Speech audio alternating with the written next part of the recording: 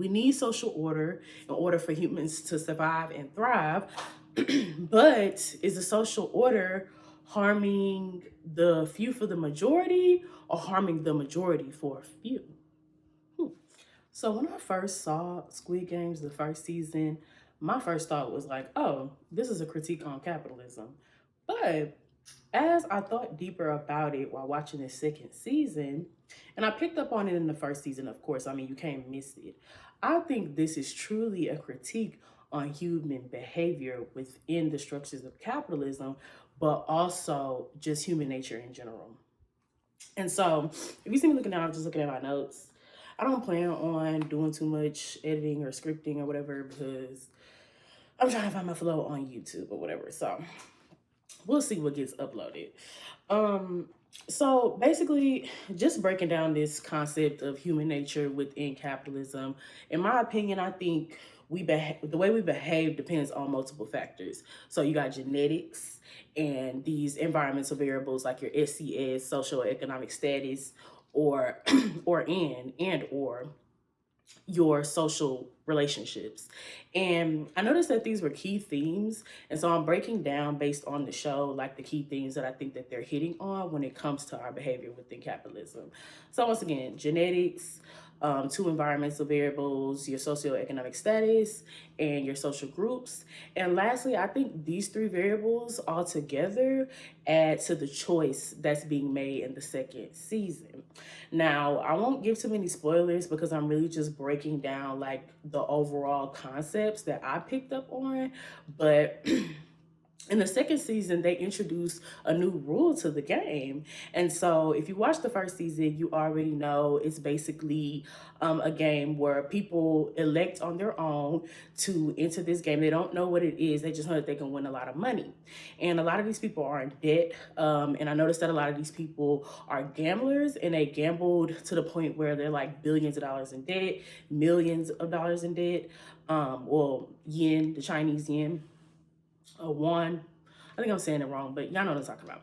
So, in noticing that, I feel like it's very intentional the type of people that were selected or elected to join this game. And so the idea of it is these people join this game, they don't find out until the first game that if you get eliminated, that means you die. And so these people are drugged, they wake up in this big arena and they play these games. And that's the first season. And so the second season, they introduced this new concept of choice. You get to choose to be in the game. And now, mind you, the main character from the first season ends up winning the entire game last season. And so in the beginning of this season, he elects to go back into the game instead of going to be with his family that were in America. And due to his gambling issue, it was apparent that his family, left because, it was making their lives harder. The fact that he had this addiction essentially, and, the mom, and she just didn't want to deal with it. The mom didn't want to deal with it. And so fast forwarding back to season two. He comes back and elects to be back in the game. Now, I'm gonna try to make this as concise as possible and not be everywhere, but I picked up on so many things. And like while I was watching, I was like, I have to make a video about this because like the psychology nerd in me was just really like, oh my God, this is so psychology. Everything is psychology. And I just couldn't wait to break it down. So, moving on, so keep those three things in mind: genetics, SES, social relationships, leading all to this choice. And so, first, I want to touch on the power of group influence. And so, with them including this second element of choice in the game, after you play a round or one game, a lot of people die. The first game is red light, green light. I'm pretty sure y'all seen it online. People tweeting about it. First season, it was crazy to see them just like it's saying don't move. You see somebody get shot next to you, what make you think to run? But I mean, that's the HPA axis, which is our stress response axis, which ignites that fight or flight within us. So it makes sense. But I'm going to tie that in. So keep that in mind too. So the power of group influence here. I think it's interesting that this show plays on our human nature so well, and it really, I think it was an overall lesson to show the main character of the show that this is the system you live within, and you're gonna lose regardless because it wasn't set up for you to win. And so this is the whole point that the main character is trying to get everybody else to see within the game, but it's like he was missing it himself. And so maybe I am spoiling this, I don't know, but whatever. He missed the point. And so this main character, he has like this superhero complex. And I think that, you know, his ultimate goal was to stop the games, because once he won in the first season, he saw how many people died. And when people die, they add money to the pot. And so this is all factoring into what's keeping these people present in this game. And so now that we talked about, I kind of mentioned the APA, the HPA access, the reward system is important here too, because the reward system is, influenced by dopamine, or it releases dopamine, which is influences us to keep behaving in a certain way so we can get the the pleasurable sense that we get from like the things that we find rewarding. And so with people who gamble chronically, this reward system is constantly being triggered. And so in this game, in the midst of them already having gambling issues before entering the game is kind of already feeding on their human nature to seek out things that are pleasurable, because we have this reward system in our brain. And so when this is why they say substance abuse, and addiction, because this is essentially where the foundation of addiction and things like that start to set in, via this axis in our brains. And so the more you keep doing that, you can actually wear down the reward system in your brain, and you're not able to experience as much pleasure. And that's why when you see people who have a substance abuse issue, they continue to use drugs, and they also have what's the word I'm looking for? Tolerance. So tolerance also builds up. And so I'm don't want to say that it's like kind of like a tolerance thing in gambling, because it's not necessarily, because technically it is, neurotransmitters, so basically chemicals in your brain. So sort of kind of like drugs, but not drugs. It's a behavior thing. And so you can train yourself out of it, just kind of how you can stop yourself from using drugs, but it's very hard with the chemical influences. So anyways, back to gambling. So with gambling here being like the object of this game, I think it's covert, because they're gambling for money, but they're not necessarily gambling money for more money. They're gambling their lives. And I think that is an overall reflection of what capitalism is, how we gamble our lives for change that trickles down from billionaires and trillionaires. A lot of people gamble their lives, like people working in very dangerous jobs to make a lot of money just to be able to take care of themselves. So it's a mirror to our actual society. Now, where it gets really interesting here is kind of back to that choice. And so now, those of us born into capitalism, we don't necessarily have that much of a choice in it, because it's really hard to escape it and go buy your own land. And so technically you still have to participate in capitalism to quote unquote escape capitalism. And so in this game, in this arena, after the first game, they know what the rules are. You get eliminated means you die. And so interesting enough, people that are in this arena, in this game, they're in so much debt that they're willing to vote to stay and continue to add money to the pot via other people's deaths, so they can raise the amount of money that they get to leave individually with. And so this is different from the first season, as they did not have a vote, and whoever made it to the final game is who got the money. And so only one person won first season. And so the second season introducing this vote I really thought it was really interesting. And this is already what I was thinking. As a psychology student, I feel like everything we do is for our self-interest. But we do have to factor in how the group influences us and how we perceive our self-interest. And so during this voting scene, I couldn't help but think of vicarious dissonance. So if you don't know what dissonance is basically when we feel uncomfortable when our beliefs don't match our behaviors. So somebody that says they're going to stop smoking, but they keep smoking, they're likely to experience dissonance. And when they do experience dissonance because their behavior and their beliefs aren't matching, they're likely to try to rationalize and justify why they haven't changed the behavior to match their beliefs or change their beliefs to match the behavior. And so in this instance, vicarious dissonance is how other people in the crowd, as each person, because they're voting individually, and it's like over 400 people in the room, but it quickly dwindles as they die in these games. And so they're watching people vote. And the whole time, everybody's like, well, this is how much I'm in debt, so I need to stay. I don't care if I might die. Like, it's better than going out there and having to face something worse. And, other people are trying to appeal to their empathy. Like, I have a child at home. I didn't know this is how this game was going to be.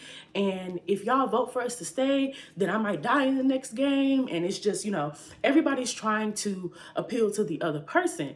But my point is that everybody's thinking about themselves. One thing we understand in social psychology is via dissonance, that uncomfortable feeling that we have, we can experience that vicariously. And so, like they say, oh, I'm living vicariously through somebody, whatever. You are sharing or trying to share the experience of another person. So that's that vicarious element. And so vicarious dissonance is watching somebody else do something that doesn't align with their beliefs. To your knowledge, it doesn't align with their beliefs, or maybe they're behaving in a way, their beliefs don't match their behavior. And so as people are watching people vote, some people are like, yeah, I'm definitely going to vote to leave. And then they change their mind at the last second. And it's kind of like, the point of me mentioning vicarious dissonance is the idea that via vicarious dissonance, we process that egocentrically. And so what that means is that when we're viewing somebody else do something that conflicts with their beliefs, in order to put ourselves in their shoes or be vicarious, we have to process that through our own feelings. And so the whole time, the main character is like trying to be a superhero, trying to end the games. But I think it's really just for him to have a reason to have justified the fact that he did not go be with his family and decided to come back to end these games and be a hero. And it's like, okay, you had all the money, you did what you did. Now, mind you, this is not a moral lesson. I'm not here to, talk about morals and if he was right or wrong for that. But I do think it was all out of selfish intent. And I think this is what the creator of the game is trying to get him to understand specifically. I think that when people are giving, altruistic and things like that, I truly believe that it's still something that is benefiting them. Yes, it may help the other person, but the other person's only doing that because it makes them feel good. And I think that is a human characteristic that we have naturally. And so when it comes to greed and the things that we see, overcome the people in the show, it makes a whole lot of sense because really they don't care about anybody else in that room. Nobody does. And the main character, he thinks that that's why he's going so hard to help save these people, to stop this game. But truly, it's all to satisfy what feels inadequate within him as a person who lost his family due to his gambling issues. And stopping this game isn't going to change the fact that he wasn't there to support his wife and his child. So at the end, it's interesting that the leader and the creator of the game asked him, how did it feel to play the hero? And I think it's messed up overall. It is, because we want to be able to change the system, but at the same time, you have to participate in the system. And so it kind of makes you just bad as a system sometimes. The dude that was running the thing infiltrated the group, right? And they did this the first season. That's why I'm like, how did he not learn? The first season, the person who was 001 was that old man. and he was the creator of the game. And so clearly, if it's another 001, this person may not be trusted. But the dude appealed to his emotions, and he got the main character to trust him. But I thought that would have been quite rather obvious. I would have been side-eyeing him since you knew the game and you already did it, and everybody trusted you, everybody looking up to you. Like, I thought he would have peeped that. And so they have this conversation. Mind you, he's playing on this man's mind. He knows what this man is going to do because humans are very predictable. And so while he's talking to him, he's foreshadowing all of this. And the main character is plotting to basically take over everything. And the way that he wants to do it is essentially the people that are the strongest and the people that he trusts, he wants them to hide under their beds, while the other side, people that voted to stay. I feel like I'm not... I hope y'all watched it already, so this all makes sense. I feel like I haven't did this in a chronological order. But anyways, they're voting or whatever, and so eventually divide and conquer, right? And so there's a side of people who decided to stay, and there's a side of people who want to leave. And so towards this part that I'm talking about, they had already been like, okay, clearly we're gonna win next vote, and they're gonna try to kill us in our sleep so they can stay and keep playing and also get more money for killing us before the next game. And so while they're plotting on how to keep the people that want to stay off of them so they can do what they need to do to stop the game, the whole entire game, he was like, okay, well, the people that want to help me take down the game need to stay under their beds excuse me, while the fighting is going on, and we can basically sacrifice the few for the majority, right?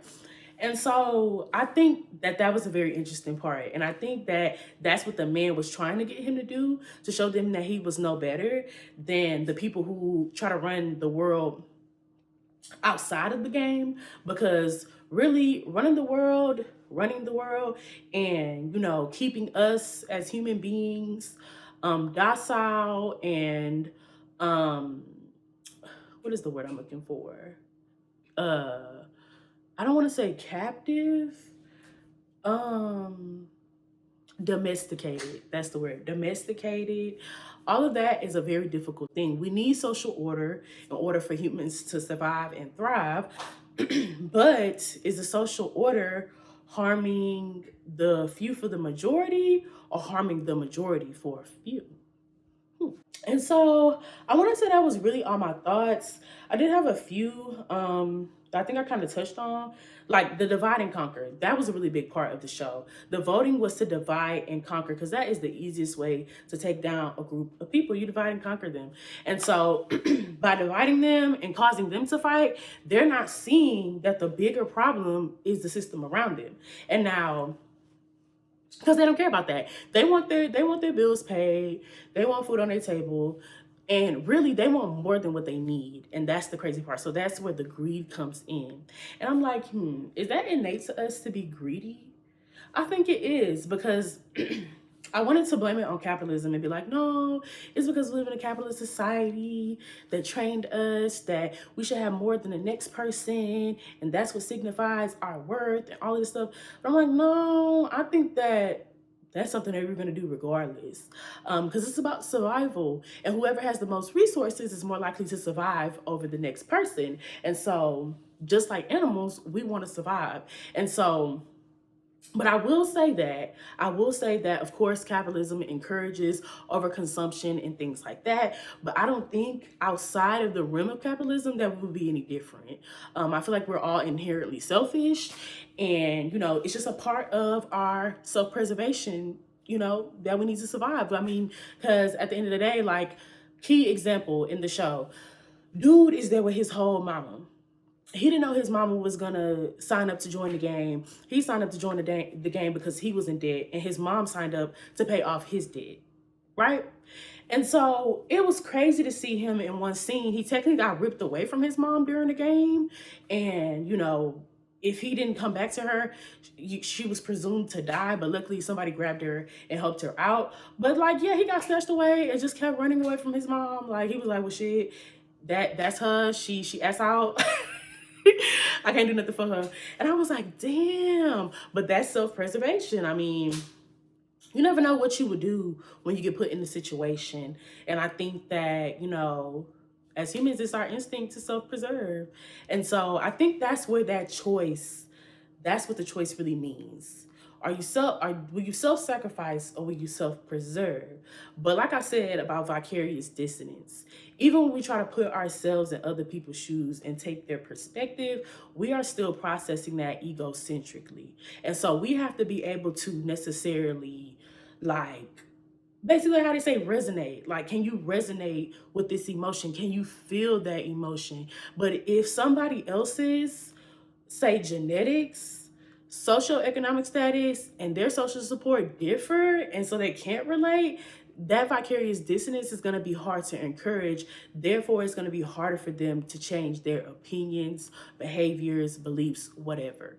And so this is why the vote was consistently 50-50, voting over the state, things like that. Like, it was really eye-opening to what our, nature is. And I think that, people like to think that because we're humans that we're better or like um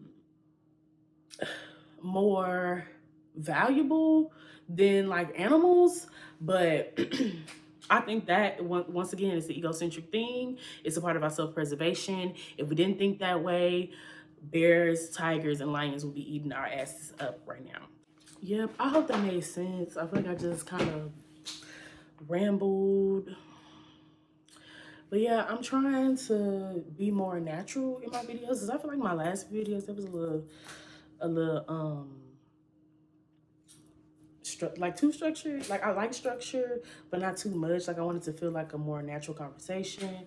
But I'm getting my drip. I'm getting my niche on YouTube. So this is your little baddie psychologist signing out. This has been Face Philosophy. You can agree with me. You can disagree with me. I don't give a damn. You watched the video. Thanks for your attention. And like or dislike it puts me in the algorithm. Thank you.